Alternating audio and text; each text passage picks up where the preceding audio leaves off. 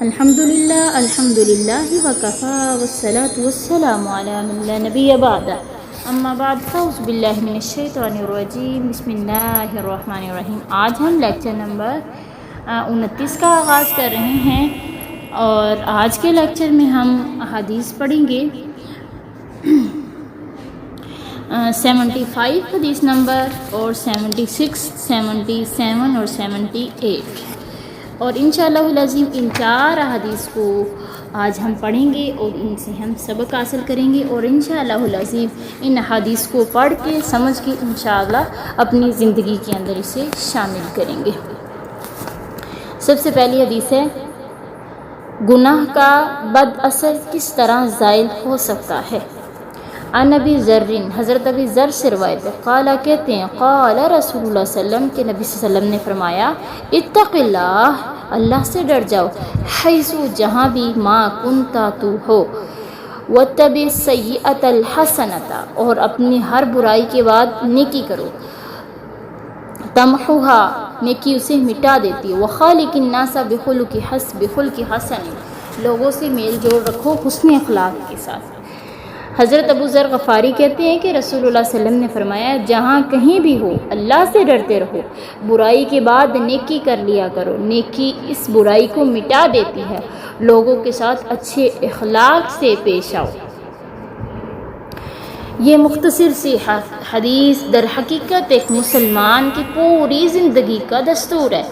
اس میں نبی صلی اللہ علیہ وسلم نے 3 ایسی نصیحتیں فرمائی ہیں جو انسان کے رب سے تعلق اور اپنے نفس کی اصلاح اور لوگوں کے ساتھ معاملات تینوں کو سنوار دیتی ہے۔ سب سے پہلی چیز ہے، جہاں بھی رہو اللہ سے ڈرتے رہو، یعنی تقویٰ صرف مسجد، مدرسے یا رمضان کا نام نہیں ہے۔ تقویٰ یہ ہے کہ انسان تنہائی میں بھی اللہ کو یاد رکھے، لوگوں کے درمیان بھی اللہ کو یاد رکھے، خوشی میں بھی اور آزمائش میں بھی اللہ تعالیٰ کو یاد رکھے۔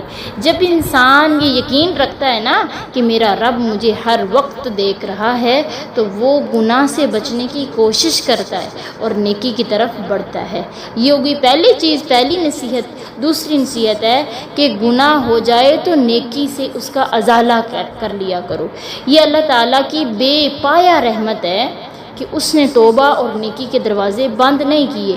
کبھی زبان سے غلط بات نکل جائے، کسی کا دل دکھ جائے، نماز میں کوتاہی ہو جائے یا کوئی اور لغز سرزد ہو جائے تو مایوس نہ ہوں، فوراً اللہ تعالیٰ سے معافی مانگے، صدقہ کریں، نفل پڑھیں، قرآن کی تلاوت کریں یا کسی کے ساتھ بھلائی کریں۔ نیکی صرف اجر ہی نہیں دیتی بلکہ گناہوں کے داغ بھی دھو دیتی ہے۔ جس طرح صاف پانی میل کو بہا دیتا ہے، اسی طرح اخلاص کے ساتھ کی گئی نیکیاں دل پر پڑنے والے گناہوں کے اثرات کو بھی مٹا دیتی ہیں۔ تیسرے نمبر پر جو چیز ہے وہ ہے لوگوں کے ساتھ اچھے اخلاق سے پیش آؤ۔ عبادت صرف نماز اور روزہ ہی نہیں ہے بلکہ لوگوں کے ساتھ حسن اخلاق بھی عبادت ہے۔ نرم گفتگو، مسکراہٹ، معاف کر دینا، دوسروں کی مدد کرنا اور چھوٹوں پر شفقت کرنا، بڑوں کا احترام کرنا، یہ سب اعلی اخلاق کی نشانیاں ہیں۔ بس اوقات اچھا اخلاق وہ کام کر دیتا ہے جو لمبی نصیحتیں بھی نہیں کر سکتی۔ اس حدیث سے ہمیں یہ سبق ملتا ہے، یہ حدیث ہمیں یہ سکھاتی ہے کہ اللہ سے تعلق تقوی سے مضبوط ہوتا ہے۔ گناہوں کا علاج توبہ اور نیکی ہے۔ لوگوں کے دل حسن اخلاق سے جیتے جائیں۔ اگر ایک مسلمان ان تینوں اصولوں کو اپنی زندگی کا حصہ بنا لے تو اس کا رب بھی اس سے راضی ہو جائے گا اور بندے بھی اس سے محبت کرنے لگ جائیں گے۔ اللہ اکبر کبیرہ۔ میری پیاری عزیزات، اگر کبھی زندگی میں کوئی گناہ ہو جائے تو شیطان کے دھوکے میں آ کر مایوس نہیں ہونا، اپنے رب کی طرف لوٹ آنا ہے۔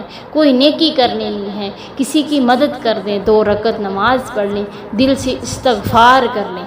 یاد رکھیے کہ اللہ تعالیٰ سزا دینے کے بہانے نہیں ڈھونڈتا بلکہ اللہ تعالیٰ تو معاف کرنے کے مواقع عطا فرماتا ہے۔ اللہ تعالیٰ ہمیں تقوی عطا فرمائے، توبہ کرنے کی توفیق عطا فرمائے، نیکی اور بہترین اخلاق کی دولت نصیب فرمائے۔ اس سے اگلی حدیث ہے کہ لوگوں سے میل جول اور ان کی تکلیفوں پر صبر کرنے کی فضیلت۔ حدیث ہے عن ابن عمر عن النبی صلی اللہ علیہ وسلم، حضرت عبداللہ بن عمر کہتے ہیں کہ نبی صلی اللہ علیہ وسلم نے فرمایا المسلم الذی یخالط الناس، مسلمان وہ مومن جو لوگوں سے میل جول رکھتا ہے، ویصبر علی آذاہم اور ان کی تکلیفوں پر صبر کرتا ہے، افضل من الذی لا یخالطهم ولا یصبر علی آذاہم، افضل ہے اس مومن سے جو لوگوں سے میل جول نہیں رکھتا نہ ہی لوگوں کی تکلیفوں پہ صبر کرتا ہے۔ کہ اسلام میں تنہائی اور خود غرضی اور لوگوں سے کٹ کر رہنے کی تعلیم نہیں دی، بلکہ محبت، خیر خواہی، صبر اور حسن معاشرت کا درس اسلام ہمیں دیتا ہے۔ ایک مسلمان صرف اپنی ذات کی اصلاح پر اکتفا نہیں کرتا، بلکہ لوگوں کے درمیان رہ کے ان کے ساتھ بھلائی کرتا ہے، ان کے دکھ درد میں شریک ہوتا ہے اور ان کی طرف سے پہنچنے والی تکلیفوں پر صبر بھی کرتا ہے۔ جیسے کہ ہم نے حدیث میں ابھی پڑھا ہے نا کہ نبی صلی اللہ علیہ وسلم نے فرمایا وہ مومن جو لوگوں سے میل جول رکھتا ہے، ان کی طرف سے پہنچنے والی تکلیفوں پر صبر کرتا ہے، اس مومن سے زیادہ اجر والا ہے جو لوگوں سے میل جول نہیں رکھتا اور ان کی تکلیفوں پر صبر بھی نہیں کرتا۔ تو یہ حدیث ہمیں زندگی کا ایک اہم اصول سکھاتی ہے کہ لوگوں کے ساتھ رہنا، ان کے حقوق ادا کرنا، ان کی طرف سے آنے والی ناگواریوں کو برداشت کرنا ایک عظیم عبادت ہے۔ ہر انسان کی طبیعت، مزاج، سوچ مختلف ہوتی ہے ہر انسان کی۔ جب ہم لوگوں کے درمیان رہتے ہیں تو کبھی کوئی سخت بات کہہ دیتا ہے، کبھی کوئی ناانصافی کر دیتا ہے، کبھی ہماری قدر نہیں کی جاتی، کبھی ہمارے اخلاق کو بھی غلط سمجھ لیا جاتا ہے۔ ایسے مواقع پر انسان کے پاس دو راستے ہوتے ہیں، ایک یہ کہ وہ لوگوں سے کٹ جائے، تنہا ہو جائے اور معاشرے سے الگ تھلگ زندگی گزارے، دوسرا یہ کہ وہ اللہ کی رضا کی خاطر صبر کرے، معاف کرے، خیر خواہی جاری رکھے، لوگوں کے ساتھ اچھا سلوک کرتا رہے۔ تو نبی صلی اللہ علیہ وسلم نے دوسرے راستے کو زیادہ افضل قرار دیا ہے کہ جو مومن، اس مومن کو اجر زیادہ ملتا ہے، وہ زیادہ اچھا مومن ہے جو لوگوں سے میل جول بھی رکھتا ہے اور ان کی تکلیفوں پہ صبر بھی کرتا ہے۔ تو آئیے اپنی زندگی کے اندر اس کو ہم لے کے آتے ہیں کہ ایک استاد، ایک دائی، والدین، شوہر، بیوی یا معاشرے میں خدمت کرنے والا ہر شخص کبھی نہ کبھی لوگوں کی بے اعتنائی یا تکلیف کا سامنا اسے کرنا پڑتا ہے، لیکن مومن کی شان یہ ہے کہ وہ لوگوں کے رویوں کی وجہ سے نیکی کا راستہ نہیں چھوڑتا، وہ سلام کرتا ہے، اگرچہ دوسرا جواب نہ بھی دے تو وہ سلام کرتا ہے، وہ صلہ رحمی کرتا ہے، اگرچہ رشتہ دار بے رخی برتے، وہ معاف کرتا ہے، اگرچہ اس کے ساتھ زیادتی کی گئی ہو، وہ خیر خواہی کرتا ہے، اگرچہ اسے بدلے میں شکریہ نہ ہی ملے، کیونکہ اس کا مقصد لوگوں کی تعریف نہیں بلکہ اللہ تعالیٰ کی رضا ہوتی ہے۔ اللہ اکبر کبیرہ۔ نبی صلی اللہ علیہ وسلم کی زندگی بہترین نمونہ ہے ہمارے لیے۔ اگر ہم نبی صلی اللہ علیہ وسلم کی زندگی کو دیکھیں تو آپ صلی اللہ علیہ وسلم نے لوگوں کی طرف سے کتنی تکلیفیں برداشت کی۔ آپ صلی اللہ علیہ وسلم پر پتھر برسائے گئے، مذاق اڑایا گیا، جھوٹا کہا گیا، راستوں میں کانٹے بچھائے گئے، مگر آپ صلی اللہ علیہ وسلم نے صبر، حلم اور رحمت کا دامن نہیں چھوڑا، اسی لیے آپ پوری انسانیت کے لیے رحمت بن کر آئے تھے۔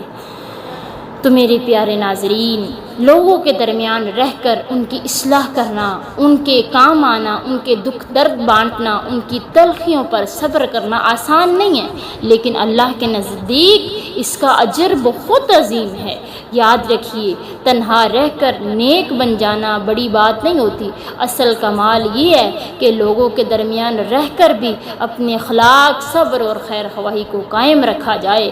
اللہ ہمیں حسن اخلاق اور صبر اور تحمل اور مخلوق خدا کے ساتھ بہترین معاملات کرنے کی توفیق عطا فرمائے، آمین۔ اس سے آگے حدیث ہے 77، حسن اخلاق کی تعلیم مقاصد نبوت میں سے ہے۔ اللہ اکبر کبیرہ۔ حضرت مالک کہتے ہیں کہ بالغہ انہیں یہ بات پہنچی، انا رسول اللہ صلی اللہ علیہ وسلم کی آپ صلی اللہ علیہ وسلم نے قال فرمایا، بعثت مجھے مبعوث کیا گیا ہے، لأتم حسن الاخلاق تاکہ میں پورا کروں اخلاق حسنہ کو میں پورا کروں۔ حضرت مالک کہتے ہیں کہ مجھے یہ بات نبی صلی اللہ علیہ وسلم سے پہنچی کہ آپ صلی اللہ علیہ وسلم نے فرمایا کہ مجھے اس لیے مبعوث کیا گیا کہ میں اخلاق حسنہ کو مکمل کر دوں۔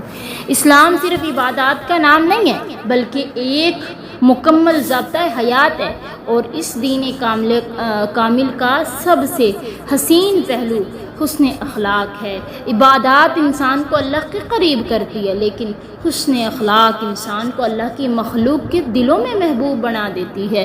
کتنا پیارا آپ صلی اللہ علیہ وسلم کا فرمان ہے کہ مجھے اس لیے مبعوث کیا گیا تاکہ اخلاق حسنہ کو میں مکمل کر دوں۔ یہ مبارک فرمان ہمیں بتاتا ہے کہ نبی صلی اللہ علیہ وسلم کی بعثت کا ایک بنیادی مقصد انسانیت کے اخلاق کو سنوارنا اور ان کے کردار کو پاکیزہ بنانا اور معاشرے میں خیر و رحمت اور عدل کو عام کرنا تھا۔ یعنی اسلام صرف نماز، روزہ، حج تک محدود نہیں، بلکہ اس کی اصل روح یہ ہے کہ انسان کا کردار بھی پاک ہو، اس کی زبان بھی نرم ہو، اس کا رویہ بھی رحمت والا ہو، اور اس کے معاملات بھی انصاف پر مبنی ہوں۔ حسن اخلاق کا جو مطلب ہے حسن اخلاق کا مطلب صرف مسکرانا نہیں ہے، بلکہ اس کے مختلف زندگی کے اندر طرز عمل ہے، بلکہ یہ ایک مکمل طرز زندگی کا نام ہے۔ سب سے پہلے کہ لوگوں کے ساتھ نرمی سے پیش آئیں، یہ حسن اخلاق ہے۔ سچ بولنا اور وعدے کو پورا کرنا، دوسروں کا حق ادا کرنا، معاف کرنا، درگزر کرنا، تکلیف میں بھی زبان کو قابو میں رکھنا، بڑوں کا احترام اور چھوٹوں پر شفقت کرنا، یہ سب حسن اخلاق کے روشن پہلو ہیں۔ نبی صلی اللہ علیہ وسلم کی زندگی ہمارے لیے بہترین نمونہ ہے نا۔ اگر ہم نبی صلی اللہ علیہ وسلم کی سیرت طیبہ کو دیکھیں تو معلوم ہوتا ہے کہ آپ صلی اللہ علیہ وسلم کا ہر عمل اخلاق کا اعلیٰ ترین نمونہ تھا۔